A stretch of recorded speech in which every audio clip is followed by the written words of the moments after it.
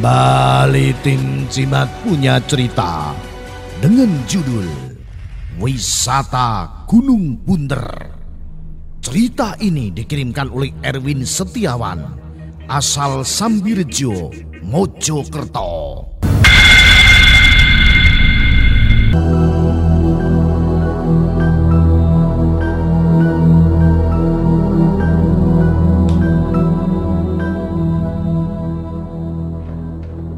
Selamat malam Cimatres, nama saya Erwin Setiawan.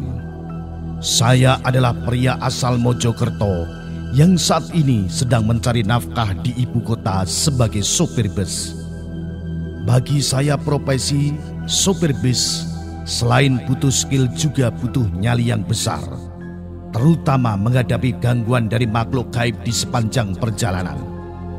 Saya berusaha mengingat kejadian seram yang pernah saya alami sepanjang karir saya di bidang transportasi darat. Inilah cerita selengkapnya.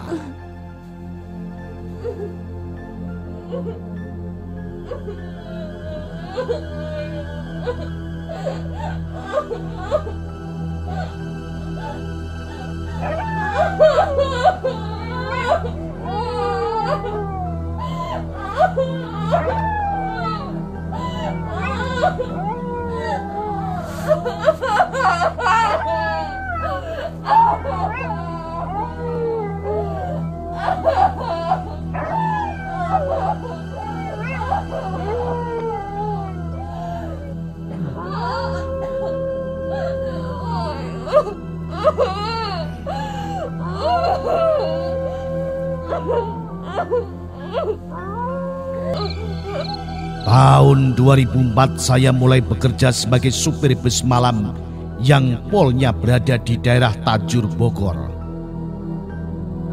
Suatu hari saya mendapat tugas membawa bis wisata dengan order wisata ke Gunung Bunder di daerah Bogor.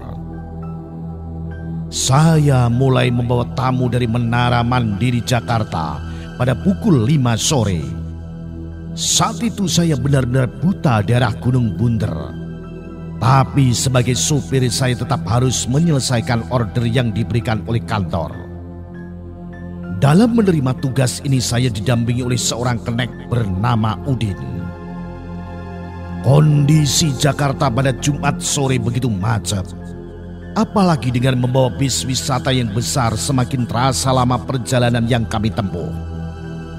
Terus kupacu bus wisata ini dan akhirnya sampai di Gapura menuju Gunung Bunder kira-kira jam 8:30 malam dengan kondisi cuaca gerimis.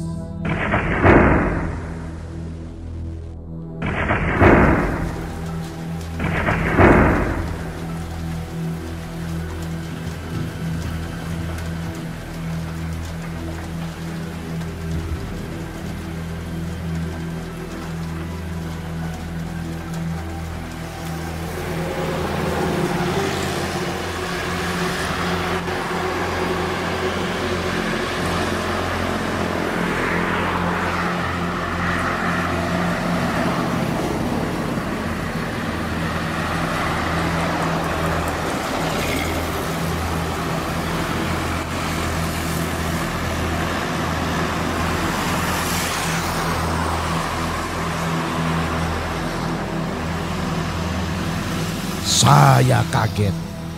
Ternyata setelah belok masuk Gapura jalannya begitu kecil. Untuk memasukkan badan bis Mercedes dengan penumpang 55 orang terasa susah.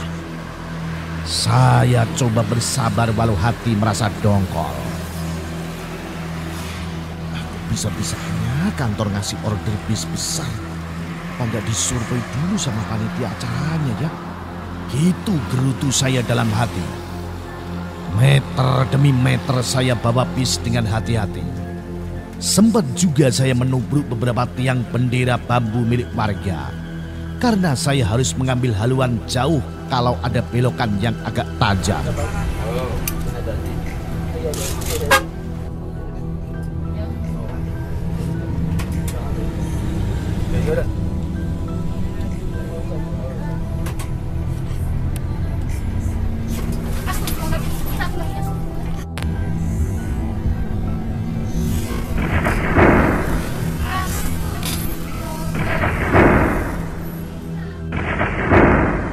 Jika Anda pernah ke Gunung Bunder pasti bisa membayangkan bagaimana seramnya saya membawa bis besar ke situ malam-malam, apalagi saat itu sedang turun hujan.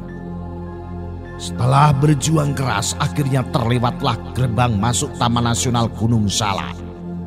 Kira-kira jam 10 malam. Jalanan semakin kecil dan semakin sempit untuk bodi bis. Hanya ada tanjakan dan turunan. Sebelah kiri kami adalah tebing dan kanan terlihat jurang yang sangat curam. Ketika memasuki tanjakan terakhir sebelum Curug Cihurang, saya melihat dari kaca bis sebelah kanan jurang dan sebelah kiri deretan pohon pinus. Entah kenapa tiba-tiba bis ngadat dan tidak kuat menanjak. Padahal saya tahu betul tanjakannya biasa aja, tidak terlalu curam seperti tanjakan sebelumnya.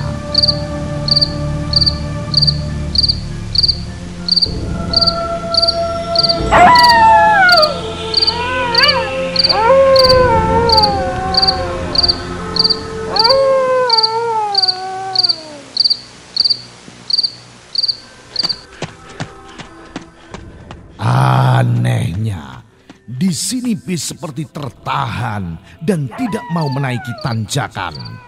Parahnya lagi, saya terjebak di tengah-tengah tanjakan. Saat itu ada dua pilihan. Jika mundur bis akan masuk ke jurang, tapi dipaksa maju pun tidak kuat. Dengan sigap saya pasang rem tangan. Sungguh celaka. Rem tangan ternyata tidak kuat menahan bodi bis yang perlahan mulai mundur ke bawah. Para penumpang mulai cemas. Ada yang berteriak histeris, ada yang membaca doa. Yang jelas semuanya malam itu sudah mulai kacau. Awas Pak! Awas Pak!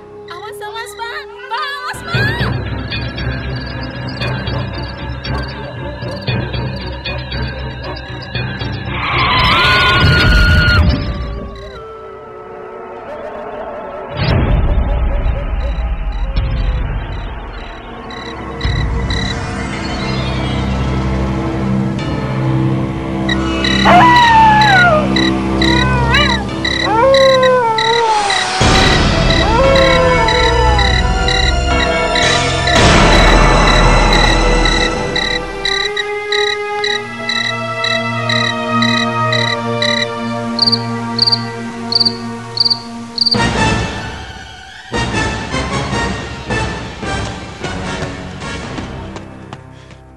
Segala cara saya coba.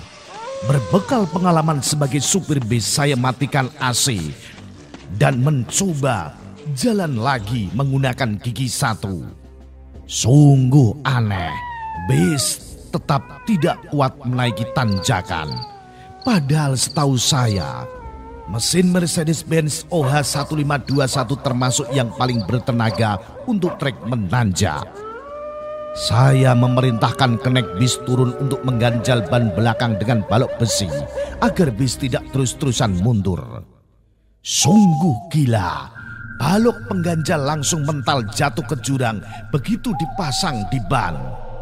Saya memohon kepada para penumpang untuk turun dari bis demi keselamatan.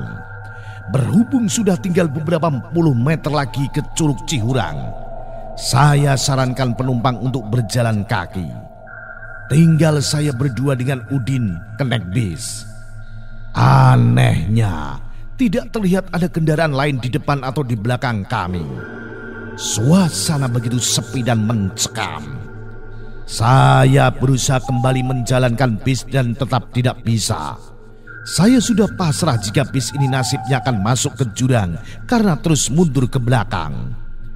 Dalam kondisi galau seperti itu, tiba-tiba Udin berteriak kencang. Bersamaan dengan teriakan Udin, saya juga mendengar suara tertawa wanita yang suaranya mirip burung hantu.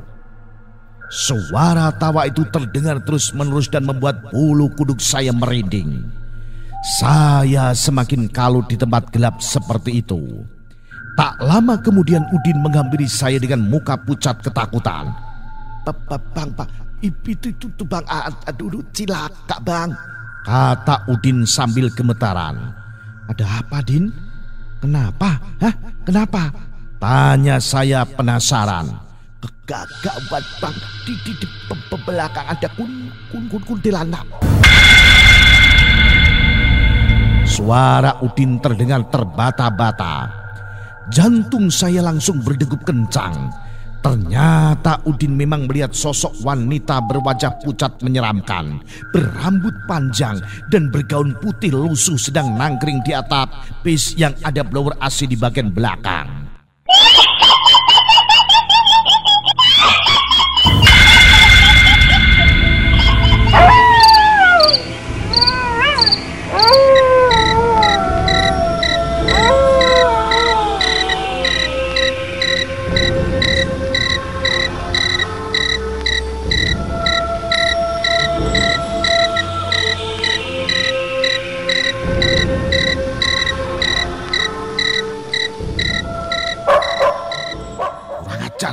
Ternyata kuntilanak ini yang bikin bis ngadat gak karu-karuan. Umam saya begitu. Refleks saya menekan tuas klakson dan terdengar bunyi klakson bis yang sangat panjang. Niatnya untuk menghilangkan rasa takut karena mendengar suara tertawa kuntilanak. Sungguh ajaib. Pas saya tekan klakson sambil memainkan kopling dan gas, bis dapat merangkak maju melewati tanjakan sampai ke Curug Cihurang. Perlahan suara kuntilanak juga mulai menghilang.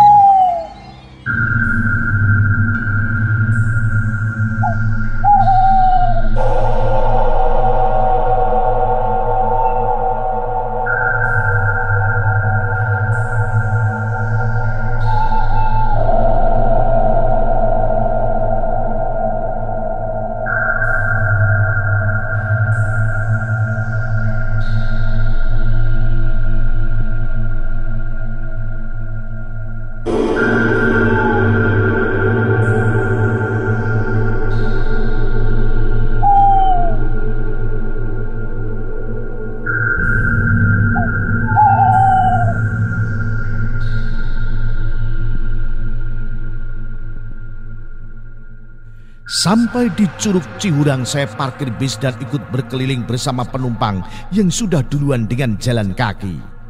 Ketika asik berjalan saya tiba-tiba ditanya oleh salah seorang penumpang. Gimana Pak? Mbak Kuntinya sudah pergi? Saya langsung shock.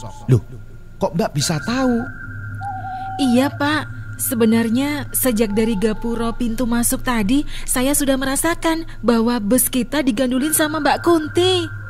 Tetapi saya nggak ingin membuat penumpang panik Pak, dan terus berdoa agar segera terbebas dari gangguan makhluk itu. Betul itu Mbak, syukurlah kuntilanak itu sudah pergi dari bis kita dan bis kita nggak jadi masuk ke jurang, kata saya sambil menyalakan sebatang rokok. Makanya Pak, nanti kalau lewat gapura jangan lupa ya bunyikan klakson dan mengucapkan salam. Saya merasa di situ banyak penghuni gaibnya Pak. Ungkas si penumpang sambil berjalan meninggalkan saya. Saya pun hanya diam tertegun. Itulah cerita nyata dari saya untuk Jimatres-Jimatres semua. Salam Jimatres, salam misteri.